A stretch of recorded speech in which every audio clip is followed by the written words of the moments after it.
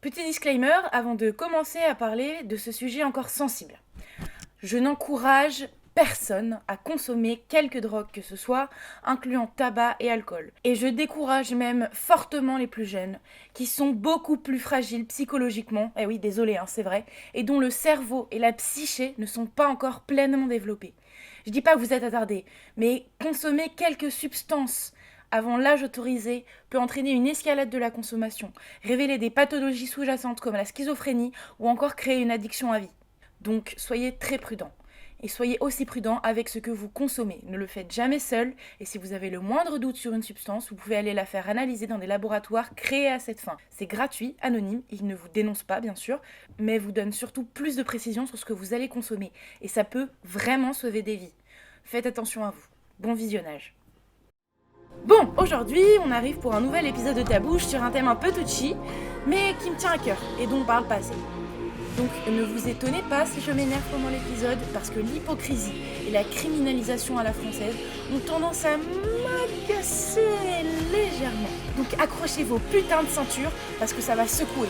On va parler de la France et sa relation drug baby.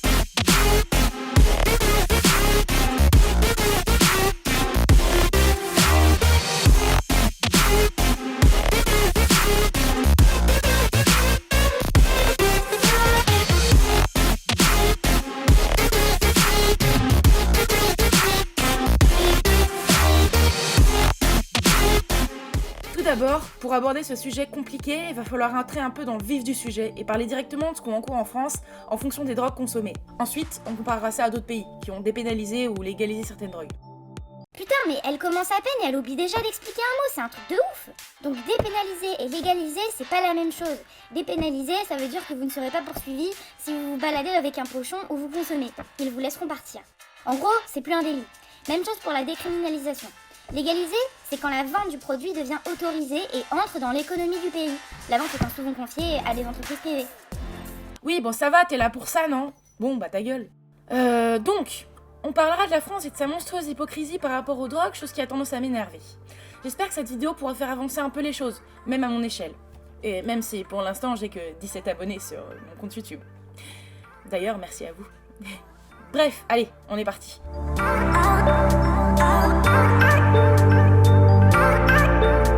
Avant toute chose, on va faire un truc un peu évident, mais qu'il faut mettre au clair avant de commencer. C'est quoi la drogue? Scientifiquement, on appelle drogue toute substance psychoactive ou psychotrope qui perturbe le système nerveux central ou est l'état de conscience. Sensations, perception, motricité, sentiments, humeur. Chaque drogue est également susceptible d'entraîner une addiction physique ou psychologique. Faut quand même préciser que chacun est plus ou moins sensible aux addictions en fonction de son âge, son sexe, son physique, sa santé mentale, sa génétique. Chaque cas est particulier quoi. Donc oui, avant toute chose, sachez que l'alcool et le tabac sont des drogues. Mais on en parlera un peu plus loin, ça fait partie de l'hypocrisie à la française. Vous pouvez aller à ce timecode si jamais ça vous intéresse pas tout ce que je vais raconter là et que vous voulez directement entrer dans le vif du sujet. En France, comme vous le savez sûrement, pratiquement toutes les drogues, en dehors des deux que j'ai citées avant, sont pénalisées ou criminalisées. Donc non seulement les vendeurs sont pénalisés, mais les clients le sont également. Quelques chiffres, bon promis c'est rapide, pour vous faire comprendre un peu ce que les clients risquent. Ce que dit la loi est assez générique en fait. Le client reçoit une amende forfaitaire qui peut aller jusqu'au tribunal avec 1 an d'emprisonnement et plus de 3 000 € d'amende en fonction de plusieurs critères. Si l'amende n'est pas réglée ou en cas de récidive ou en fonction de la dureté de la drogue. Les clients peuvent également se faire accuser de trafic s'ils ont sur eux une certaine quantité de produits. C'est là qu'il y a un des premiers soucis, car une loi aussi large et imprécise fait que dans la réalité, la punition dépend plus de l'agent qu'on va avoir en face de soi, mais aussi de son style vestimentaire, de son sexe, de ses origines ethniques, de son casier, bref. Là où tout devrait être traité au cas par cas afin d'accompagner et de prévenir la récidive, les consommateurs sont traités comme des criminels, avec contrôle, fouille, garde à vue, une façon de traiter dégradante, et qui se contente de donner des amendes et de violenter en touchant du bois pour que ça suffise. Spoiler! La violence, ça n'a jamais marché! C'est putain de dépassé! En effet, on comprend que ce soit compliqué de traiter au cas par cas des personnes ayant commis ce genre de délit, car la justice française suffoque déjà tous les sujets à traiter. Mais dans ce cas, peut-être que la solution est d'arrêter de traiter les personnes consommant comme des criminels et de les voir comme des humains, soit ayant envie de s'amuser et parfois ayant des maladies, ayant besoin d'un suivi pour s'en sortir. Bah oui, comme on le disait au début, toutes les drogues sont susceptibles de provoquer une addiction plus ou moins violente. La prison n'est donc pas la solution. Dire que c'est amusant de consommer de la drogue va peut-être en choquer certains. C'est vrai qu'en France, la diabolisation des substances commence dès le plus jeune âge, tandis que de l'autre côté, on nous incite à consommer de l'alcool, qui est aussi une drogue très dangereuse. Et pourquoi on consomme de l'alcool ? Pour s'amuser, passer du bon temps entre amis ou en famille. Pour la plupart des autres substances, j'exclus volontairement les drogues dures comme l'héro ou le crack, qui sont plus consommées par addiction, désespoir, effet de groupe, bref, d'autres choses que par amusement. Du coup, pour la plupart des autres substances, c'est la même chose. On va revenir là-dessus juste après. Et même si en France il existe des solutions juridiques pour obliger les personnes à se soigner, ça reste une forme de punition imposée par le tribunal. Et personne ne peut forcer un toxicomane à se soigner tant qu'il ne l'a pas décidé lui-même. Cette politique restrictive est basée sur l'obligation et obsolète. Ça se confirme aujourd'hui quand on compare cette tendance avec celle des pays qui ont décidé de dépénaliser ou légaliser les drogues, le Portugal ayant été le premier pays en Europe.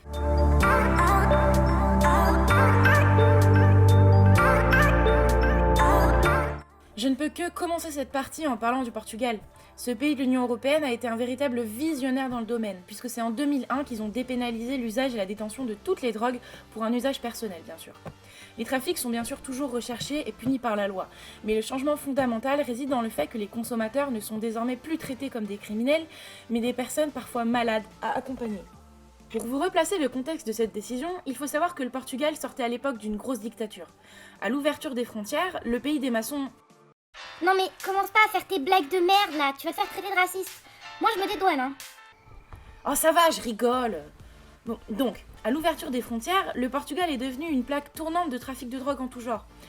En effet, étant à la fois proche du Maroc et le pays côtier le plus proche d'Amérique du Sud, où sont créés la plupart des stupéfiants, le Portugal est devenu une porte ouverte pour l'Europe. Qui dit liberté retrouvée et drogue facilement accessible, dit forcément explosion de la consommation, et le Portugal s'est vite retrouvé dépassé. Au lieu de penser comme des hommes de Néandertal et renforcer la répression, comme on le fait sans succès en France, ils ont réfléchi plus loin. Sortir d'un régime si répressif qu'une dictature doit aider à l'ouverture des consciences. Enfin bon, c'est pas le débat. La solution qu'ils ont finalement trouvée fut de légaliser l'usage de toutes les drogues. À usage personnel, je le précise encore, le trafic est puni. Ils en sont arrivés là en étudiant la question, en allant rencontrer des psychiatres, des médecins, des experts en toxicomanie. Ils ont ensuite mis en place un plan d'attaque. Enfin, plus de prévention et d'accompagnement que d'attaque, du coup. Au lieu d'arrêter les toxicos, ils ont ouvert de nombreux centres d'aide et d'accompagnement, leur permettant d'accéder à du matériel propre et stérile pour consommer à leur dose, ou encore accompagner ceux qui ont décidé d'arrêter. En parallèle, ils ont développé la prévention au sein des écoles et dans des centres spécialisés ouverts un peu partout dans le pays. Ce plan a permis non seulement d'arriver aux chiffres les plus bas d'Europe en termes de consommation de drogue, l'alcool inclus, mais aussi en termes de mortalité due à la drogue. Un véritable succès pour un pays qui avait presque 400 décès par an dus à une overdose pour seulement 10 millions de personnes. En France, les cas d'overdose mortelle ne cessent de croître depuis les années 2000, et ce en dépit de la politique française incroyablement répressive et censée être décourageante. Comme vous le voyez, c'est efficace, hein ?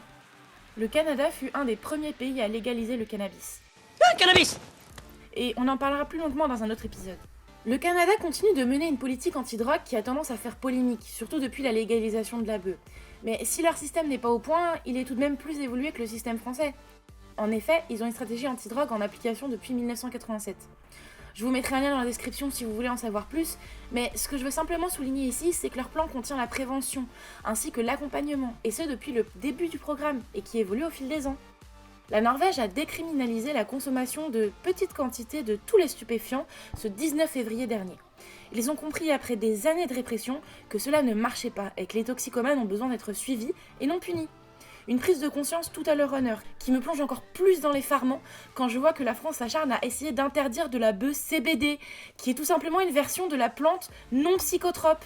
Les personnes qui usent de cette herbe sont principalement des personnes ayant différentes pathologies que le CBD aide au quotidien dans différents domaines. Je trouve ça dingue qu'on nous gave de médicaments aux opiums alors qu'on pourrait soigner avec une herbe peu chère, peu addictive et sans effet secondaire, putain! Comme l'a dit Lily avant, on parlera de la weed dans un autre épisode. Ne débattez pas trop là-dessus, c'est pas le sujet principal du jour. Du côté des États-Unis, la Virginie a annoncé il y a peu être le 16e État à légaliser le cannabis d'ici 2024. Et il y a encore plein d'autres pays, mais je peux pas tous les citer, sinon la vidéo ferait 45 minutes. Bref, le monde avance, et nous, non. Tu n'avances pas du tout, cannabis.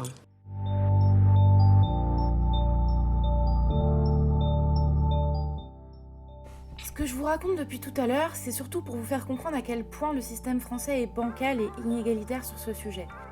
Sur beaucoup d'autres aussi, bien sûr, mais aujourd'hui on parle de ça. Les consommateurs et ou toxicomanes ne devraient pas être confrontés aux violences policières pour avoir voulu user d'une liberté individuelle. Sauf qu'en fonction de ses origines, sa couleur de peau, etc., t'as le risque d'être discriminé par rapport à un autre consommateur en termes de traitement. Une personne noire qui fume un joint aura le droit à la totale comptant fouille, intimidation, voire garde à vue. Un petit mec ou nana blanc, propre sur eux, entre guillemets, qui se trimballe avec 1 gramme de C, ils vont repartir avec une petite tape sur les fesses.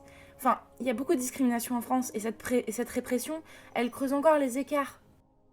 Et puis, gérer cette répression des consommateurs en plus de tous leurs autres devoirs plombe les forces de police. Ils ont déjà peu de moyens pour intervenir au quotidien pour de vraies affaires, au lieu de devoir verbaliser un mec qui se balade avec un peu de substance. Notre police a déjà du mal à fonctionner. Leur ôter cette épine du pied pourrait non seulement remonter leur estime auprès des gens, mais aussi leur permettre de mieux faire leur taf. Mais le principal, c'est que, à mon sens, les consommateurs de drogue ne devraient pas être confrontés aux forces de l'ordre, excepté s'ils en abusent sur la voie publique, comme c'est le cas pour la drogue, s'ils en revendent, etc. Le plus gros problème de la France par rapport à ça, c'est son hypocrisie monumentale. D'un côté, l'alcool est légal, voire encouragé. Je vous rappelle que la publicité pour l'alcool, elle est toujours légale. On bourre nos malades de produits chimiques et de traitements incroyablement addictifs et destructeurs pour nos corps, mais de l'autre côté, on n'a pas la liberté de choisir comment se soigner ou comment s'amuser, et pire encore, si on choisit un chemin autre que celui qui est dessiné par la loi ultra-répressive, on est traité comme des criminels, au même titre que des voleurs, que les agresseurs, que les tueurs et les gens qui portaient du baby Milo au collège. En plus, on essaye de nous faire avaler que cette répression elle est aussi faite pour protéger les plus jeunes. Or, les chiffres montrent que ça ne marche pas. Rien que le fait que c'est interdit donne aux vieux jeunes de consommer. Légaliser afin de contrôler le marché permettra non seulement d'être certain que la substance vendue est sûre, mais aussi de contrôler l'âge des consommateurs. Et l'aspect légal ne sera plus aussi amusant. On peut le voir au Portugal, encore une fois. Pour finir et calmer d'éventuelles foudres, si, l'alcool est une drogue. Désolé si vous vous voilez la face, mais c'est comme ça. On l'utilise pour s'amuser avec des gens, on peut y devenir accro très facilement, on peut faire des crises de manque à cause de l'alcool. Et enfin, si t'es un gros alcoolique, tu peux mourir de ne pas boire assez d'alcool. Juste comme ça, la seule autre drogue qui cause cet effet, c'est l'héroïne. Bref, ouvrez vos consciences, voyez plus loin que ce qu'on vous dicte. Et vous êtes pour ou contre la dépénalisation des drogues ? N'hésitez pas à en débattre en commentaire, dans le respect de chacun et de ses opinions. Soyez bienveillants les uns envers les autres. Et n'oubliez pas, si tu fermes ta bouche, tu enfermes tes tabous. Et si la vidéo t'a plu, n'oublie pas de laisser un petit pouce bleu, de t'abonner et d'activer la cloche. Allez, salut. I like losing control.